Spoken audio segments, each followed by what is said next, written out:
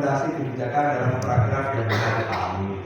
Berikan data, diagram, grafik, kemudian tulis ringkasan eksekutif, baca kembali, edit, minta kolega untuk baca, dan terakhir finalisasi dan dilanjutkan. Alurnya Bapak Ibu, temukan masalahnya, kemudian sajikan dalam rumusan, sajikan dalam pembahasan, sajikan dalam rekomendasi. Kemudian setelah draft jadi, Bapak Ibu silakan diedit atau disunting. Setelah disunting, silakan Bapak Ibu minta teman atau kolega bacakan untuk memastikan bahwasanya policy brief ini sudah mudah dipahami. Baru yang terakhir nanti silakan Bapak Ibu indikasikan alur penulisan sampai terbitnya. Insya Allah tidak ada yang susah ya. Gampang, nanti kita baca bareng-bareng, kita sharing bareng-bareng. Insya Allah masih banyak waktu. Lanjut Pak. Tips menulis bagian isi. Jadi kalau Bapak Ibu pengen nulis yang konstruktif, yang sistematis, bisa menggunakan model ini. Jadi contoh misalnya isi pembahasan, isinya apa saja sih? Mulai dari menjelaskan, definisikan, itu alur aja Bapak Ibu untuk memudahkan kita agar tidak mengalami writer block, tidak mengalami kebuntuan dalam menulis. Ada kadang-kadang orang ketika mau menulis itu dapat satu paragraf itu, ini kelanjutannya apa? Ini terusannya apa? Ini mau nulis apa lagi? Untuk memudahkan Bapak Ibu dengan metode ini, jelaskan, definisi, jelaskan itu argumentasi kita. Kita punya argumentasi apa terhadap masalah ini. Kemudian definisikan. Definisikan itu dengan bangunan terminologi atau teori. Setelah kita menjelaskan dengan argumentasi kita, sajikan teorinya. Kemudian pertahankan, berikan data atau fakta yang memungkinkan untuk memperkuat argumentasi dan teori tadi. Ini cara ya, alur logika kita menulis agar Bapak Ibu tidak kesulitan di dalam praktekkan. Yang keempat, gambarkan atau analogikan atau contohkan atau berikan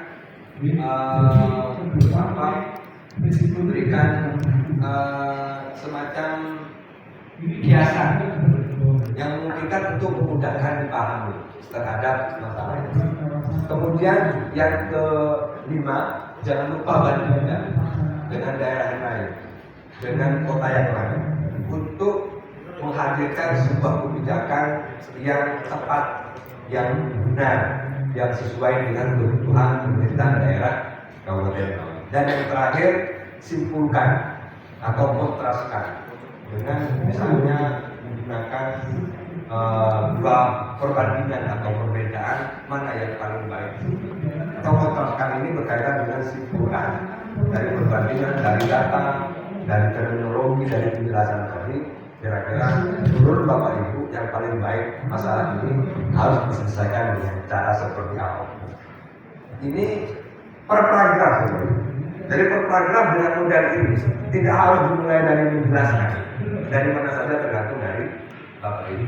Ini untuk mengantarkan Bapak Ibu dalam proses penulisannya untuk memudahkan dalam penyajian. Jadi nggak perlu lagi bisa bingung mau mulainya dari. Oke, lanjut. Nah, ini asas ini tadi Bapak Ibu. Ketika Bapak Ibu menemukan data begini, jangan disajikan secara mentah begini, tanpa diikuti dengan misalnya informasinya, atau tanpa diikuti dengan solusinya. Jadi data, informasi, dan kondisi ini perlu diuraikan. Ketika mengajukan tabel angka tentang penggunaan lahan tanah pertanian, maka Bapak Ibu sajikan dengan data informasi terkini dalam berupa diagram atau infografis, sehingga dari informasi ini kita bisa tahu kebijakan yang mana yang perlu kita selesaikan. Kan nggak mungkin masalah yang ada secara umum di data tabel ini langsung disimpulkan kebijakan. Tapi dengan informasi seperti dalam diagram yang nomor 2, itu kita bisa tahu dari data diagram itu mana kira-kira kebijakan kebijakan yang perlu diselesaikan lebih awal, yang paling urgent yang mana? Oh, kemiskinan ekstrimnya, oh misalnya stuntingnya, oh misalnya pendidikannya, oh misalnya sosialnya, oh misalnya ekonomi. Akan tahu dari ketika data itu sudah menjadi informasi. Lanjut. Ukuran polisi brief nanti Bapak itu standar. Silakan nanti bisa sesuaikan dengan kebutuhan di dunia. Standarnya berdasarkan acuan dari LAN, polisi brief itu 1 sampai 2 halaman atau sekitar 700 kata. Versi panjang bisa sampai 8 halaman. Acuan Pemda itu adalah LAN, lembaga administrasi negara. Kemudian ada yang 4 sampai 6 halaman, nanti sesuaikan ada definisinya atau ada autor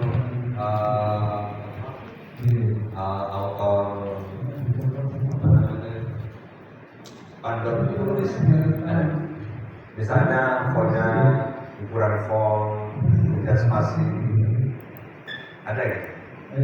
Nanti menggunakan aturan umum aja nggak apa-apa. Oke. Ini contoh ini, font Arial atau Times New Roman. Ukuran fontnya 12, spasinya 1,5. Nanti biar seragam gitu dalam penulisannya, langsung ditentukan saja. Tapi saya punya template. Template-nya ada ya? Sudah gitu. Ada template, Bapak Ibu tinggal masukkan ke template itu. Nanti tinggal disesuaikan dengan template di jurnal yang berbeda. Satu-satunya template yang sederhana menggunakan Microsoft Word A4. Nanti tinggal sesuaikan aja termasuk. Tapi secara umum seperti ini Bapak Ibu.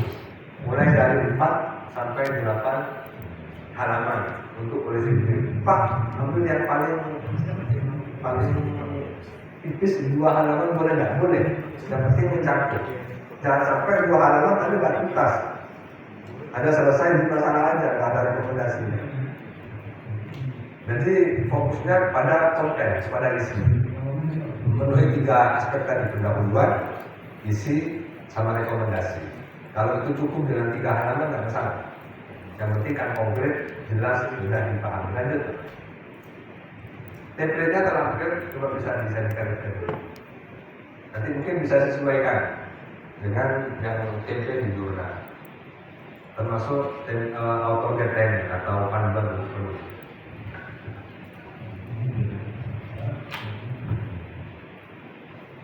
Jadi kita berarti untuk oh ini Amina, sudah ada di sini. Pelaksanaan